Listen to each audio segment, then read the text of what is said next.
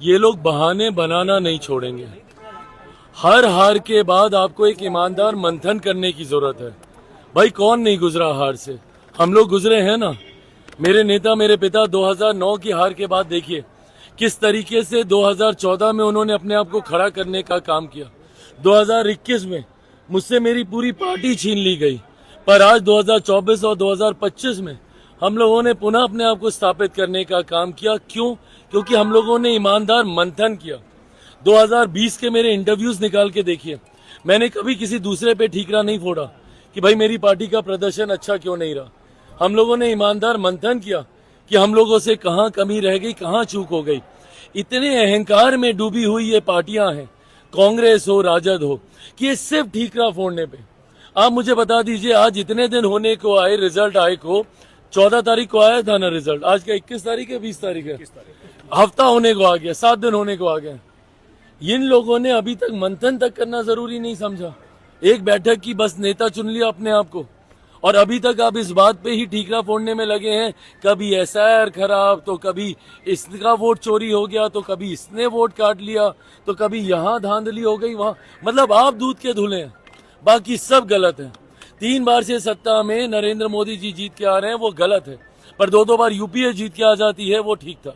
जहां पे आप जीत जाते हैं झारखंड जैसे राज्यों में, तो वो गलत हो जाता है। बट महाराष्ट्र हम लोग जीत जाते हैं तो वो गलत हो जाता है। झारखंड आप जीत जाते हैं तो वो सही हो जाता है। ये लोग सिर्फ बहाना बनाने का काम। अभी तो चुनाव प्रचार चल रहा था, तब से बहाना बना रहे हैं, वोट चोरी वोट चोरी वोट चोरी। और ये लोग बहाना बनाते रहेंगे तो उम्र भर लालू जी की अगली पीढ़ी तो क्या, इनके बाद की जितनी पीढ़ियां, कभी ये लोग सत्ता में नहीं आएंगे अगर ये लोग बहाना बनाना नहीं। इन्होंने अपने आप को देखा किस तरीके से इनके कार्यकर्ता सड़क पर हुड़दंग करते थे। इनकी सभाओं में आप चले जाइए, किस तरीके से वहां पे महिलाओं के साथ बदतमीजी की जाती थी। इन लोगों के कार्यक्रम में आप देख लीजिए, इन लोगों की प्रवक्ता देख लीजिए, किस तरीके से एग्रेसिव होकर बातों को रखते थे। भाई आप विनम्रता सौम्यता के साथ आप रखिए ना बातों को।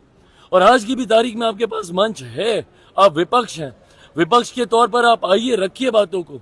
बोलिए कि भैया मंत्रिमंडल में ये नहीं हुआ, यहाँ पे ये नहीं हुआ, कल को सरकार बनेगी, आपने ये ठीक नहीं किया, वो ठीक नहीं किया। पर सिर्फ बहाना बहाना बहाना करते रहना। क्या हो गया भैया, इतने सालों तक आप ईवीएम ईवीएम ईवीएम रोते रहे, आज क्यों नहीं आप रो रहे हैं ईवीएम को? आज सारी ईवीएम ठीक हो गई। जब मैं वोट डालने गया था, मुझे तो ईवीएम को देख के खुशी हो गई कि कम से कम इन्हें तो कोई दोष नहीं दे रहा आज। बट यहाँ पे अब ये एसआईआर का एक नया मुद्दा बना लिया। अभी देखिएगा 8-10 साल हारेंगे एसआईआर के मुद्दे पर, फिर एक नया मुद्दा ढूंढ लेंगे।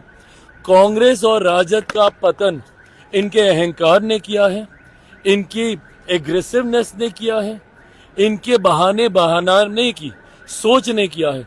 अगर ईमानदार से एक बार बैठ लें कि जनता ने क्यों नहीं इनका साथ दिया, इनको पता चलेगा क्या क्या कारण है। और जनता ने आज से इनका साथ नहीं, 2005 से इनका साथ छोड़ा हुआ है। ये लोग समझ ही नहीं पा रहे हैं। इन लोगों को लग रहा है कि 2015-2020 अपने बूते पे जीते हैं।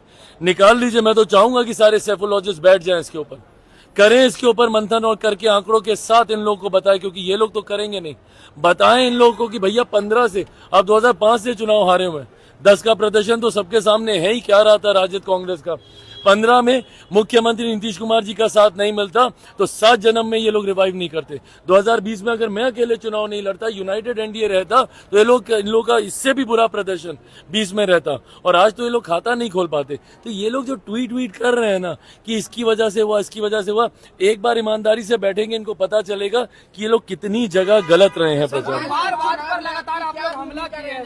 प्रधानमंत्री नरेंद्र मोदी और नीतीश कुमार लगातार परिवारवाद पर हमला करते हैं, लेकिन कल आशीर्वाद देते नजर आए सर उपेंद्र कुशवाहा के पुत्र का, जो कि न वो एमएलसी है न एमएलए है। तो परिवारवाद को तो आप लोग ही बढ़ावा दे रहे हैं। देखिए, परिवारवाद पे तो मैं तो कुछ बोल ही नहीं सकता हूँ, मैंने तो कुछ इसके ऊपर कहने का।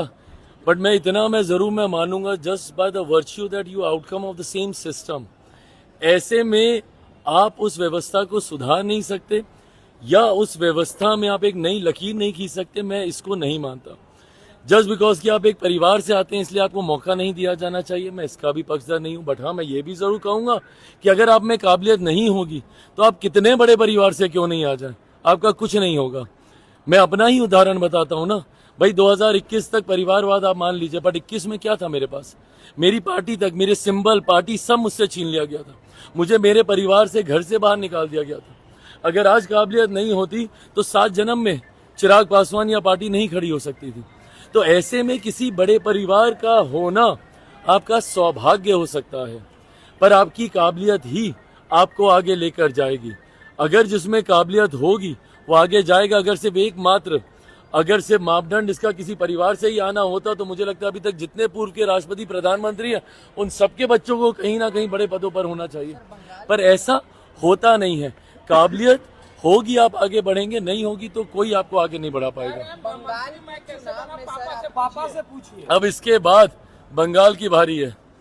बिहार जीतने के बाद अब हम लोग असम भी जीतने जा रहे हैं, अब हम लोग बंगाल भी जीतने जा रहे हैं, और जितने राज्यों में डाउन साउथ, तमिलनाडु वगैरह सारी जगह आप देखिएगा इस चुनाव के परिणामों की परछाई अब देश भर में आपको देखने को मिलेगी। बंगाल में वही भूमिका रहेगी जो भूमिका बिहार में थी, समावेश के साथ महिला और युवाओं को जोड़ते हुए आगे बढ़ना, और वही भूमिका में आप आने वाले दिनों में असम, बंगाल, तमिलनाडु, उत्तर प्रदेश में है, 27 में पंजाब में है।